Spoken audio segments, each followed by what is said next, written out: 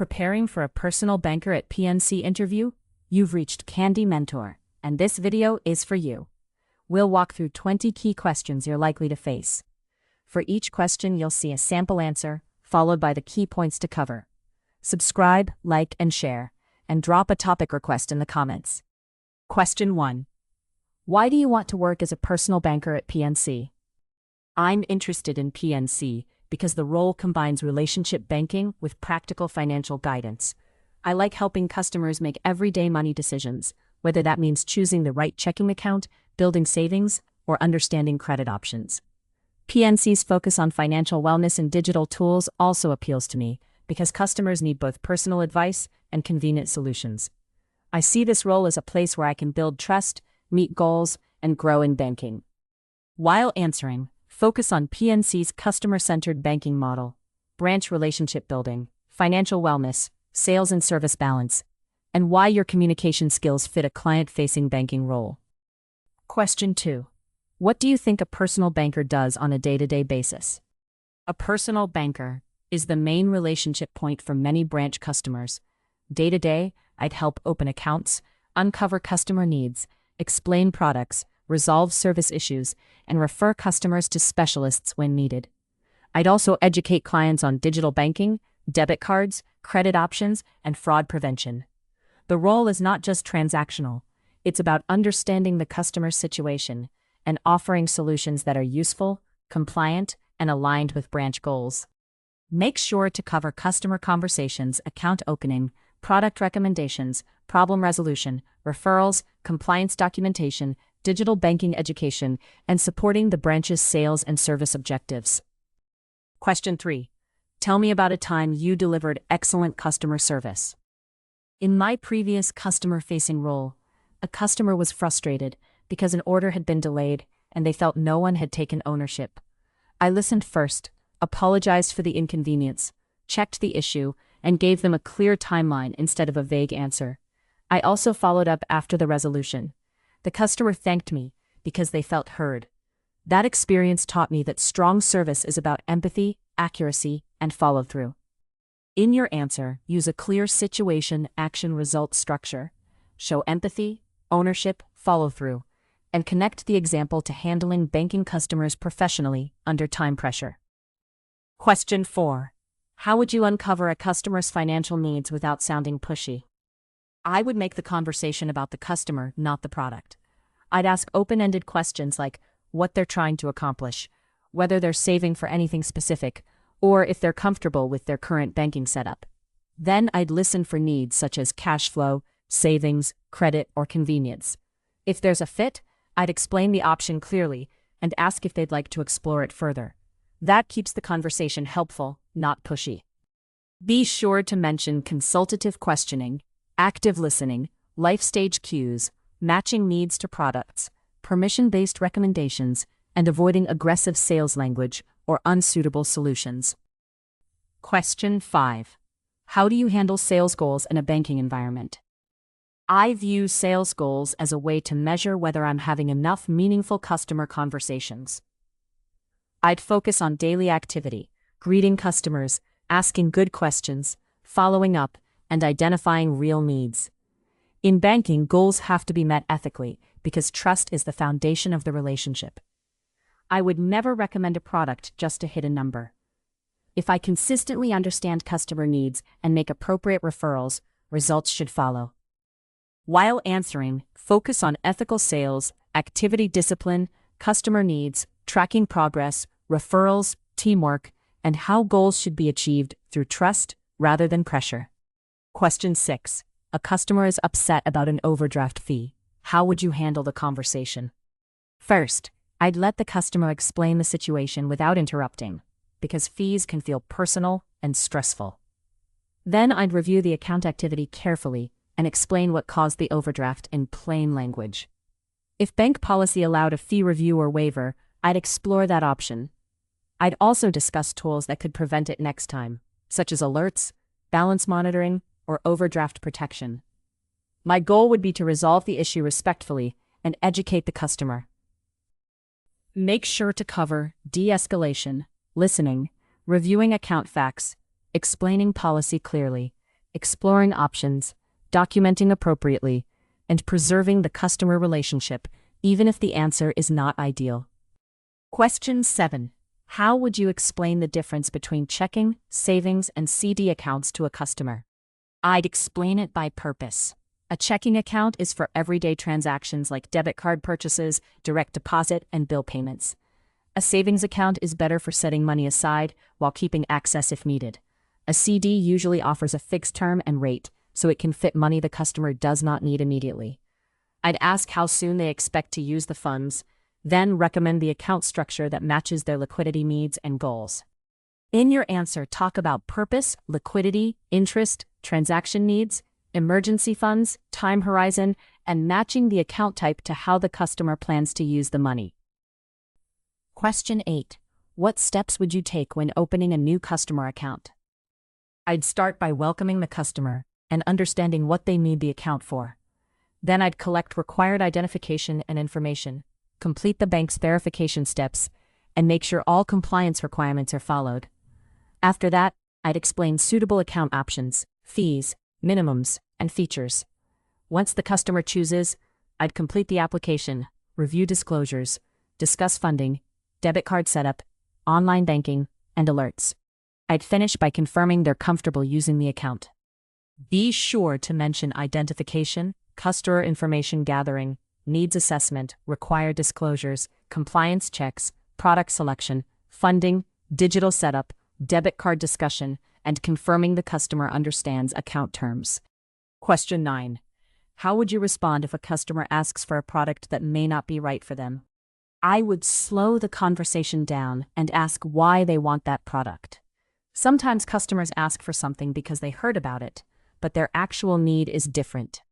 I'd explain the features, costs, limitations, and any risks in simple terms. If another option fits better, I'd present it clearly and explain why.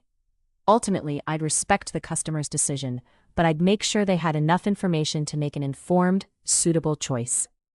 While answering, focus on suitability, asking clarifying questions, explaining risks or costs, offering better alternatives, respecting customer choice, and maintaining compliance and ethical standards.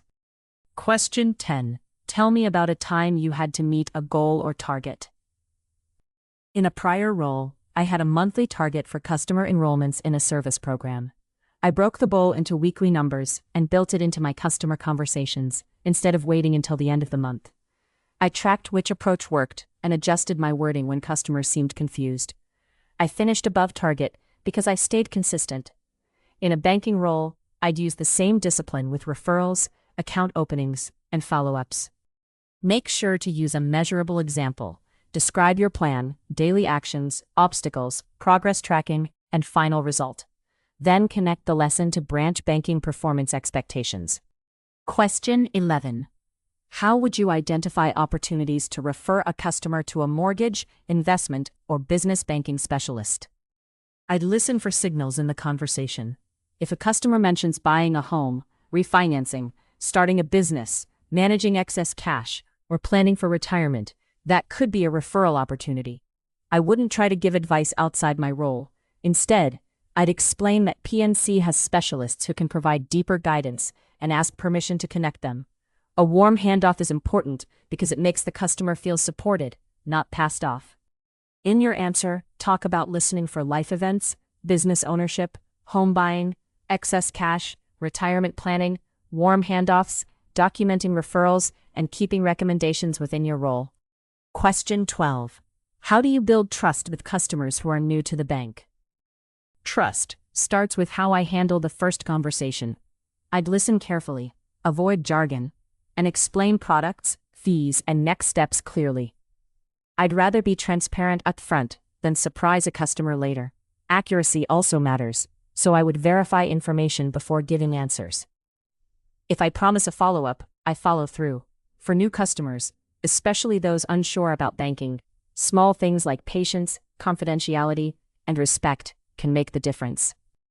Be sure to mention professionalism, listening, clear explanations, transparency around fees, accuracy, reliability, follow-up, confidentiality, and making customers feel comfortable asking basic financial questions.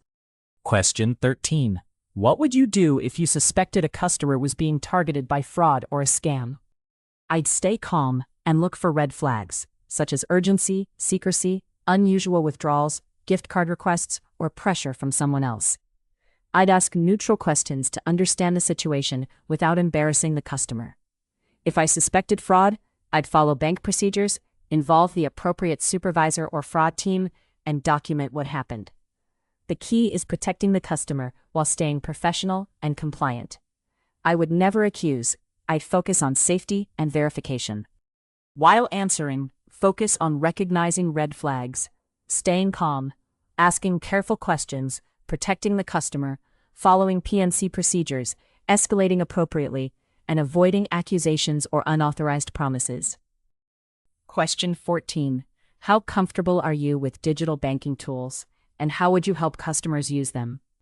I'm comfortable learning and explaining digital tools because many customers want convenience, but still need reassurance. I'd help customers enroll in online or mobile banking, set up alerts, understand transfers, and use bill pay where appropriate. For less tech-savvy customers, I'd go step by step and avoid making them feel rushed. I'd also remind them about safe practices like protecting passwords and avoiding suspicious links. Digital education improves service and reduces future branch friction. Make sure to cover mobile banking, online banking, alerts, bill pay, Zelle, or transfers where applicable, customer education, patience with less tech-savvy clients, and fraud-safe usage. Question 15. Describe a time you dealt with a difficult or angry customer. I once worked with a customer who was angry because they believed they had been charged incorrectly. I stayed calm, let them explain, and repeated back the issue to make sure I understood. Then I reviewed the details and found that part of the charge was valid, but part needed correction. I explained both pieces clearly and processed the correction. The customer calmed down because they saw I was fair. In your answer, show emotional control, active listening, problem diagnosis, policy awareness, respectful language, and a practical resolution. Avoid blaming the customer or sounding defensive. Question 16. How would you balance accuracy and speed when the branch is busy? In banking, speed matters, but accuracy and compliance come first. If the branch is busy, I'd stay organized, set realistic expectations with customers, and handle each interaction carefully. I would not skip verification or disclosure steps just to move faster. If appropriate, I'd direct simple requests to digital options or partner with teammates to manage flow. Customers usually respond well when they see calm professionalism and clear communication, even during a wait. Be sure to mention prioritization, calm communication, using checklists or procedures, avoiding shortcuts on compliance, setting expectations, asking teammates for help, and protecting customer experience. Question 17. What does confidentiality mean in a personal banker role? Confidentiality means customer information is only accessed and discussed for legitimate business reasons and only with authorized individuals. As a personal banker, I'd verify identity before sharing account details, avoid discussing sensitive information where others can hear, and handle documents securely. Even casual comments can damage trust or violate policy. Customers are giving the bank personal financial information, so protecting it is part of the job, not an extra step. While answering, focus on protecting customer information, discussing accounts only with authorized parties, secure document handling, privacy policies, identity verification, and why confidentiality underpins trust in banking. Question 18. How would you handle a customer who wants a loan or credit card but may not qualify? I would be careful not to promise approval. I'd explain that credit decisions depend on factors like credit history, income, existing debt, and bank criteria. If the customer wants to apply, I'd guide them through the process and make sure they understand the terms.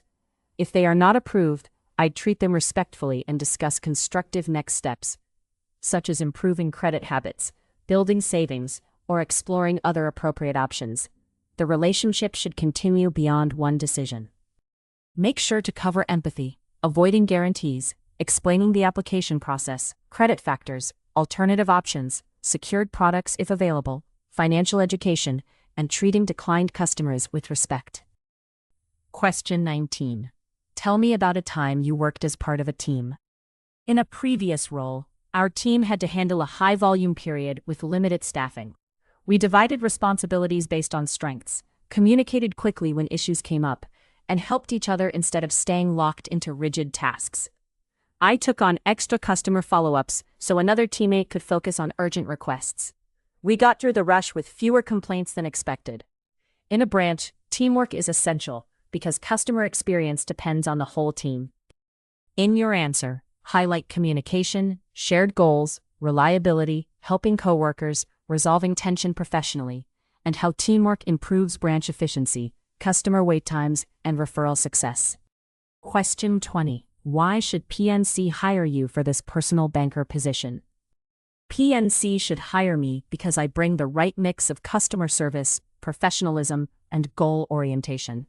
I'm comfortable asking questions, listening carefully, and explaining options in a way customers understand. I also take compliance and confidentiality seriously, which is critical in banking. I'm motivated to learn PNC's products, systems, and expectations quickly. Most importantly, I understand that success in this role comes from building trust while producing consistent, ethical results for the branch. Be sure to summarize your customer service strengths, sales discipline, trustworthiness, learning ability, professionalism, comfort with banking products, and motivation to grow with PNC. If you are still with us, congratulations, you are much ahead of the rest and serious about preparing for your interview. We hope we were able to add value to your preparation and create some helpful content. Do not forget to like and share this video. Your small act can do great things for us.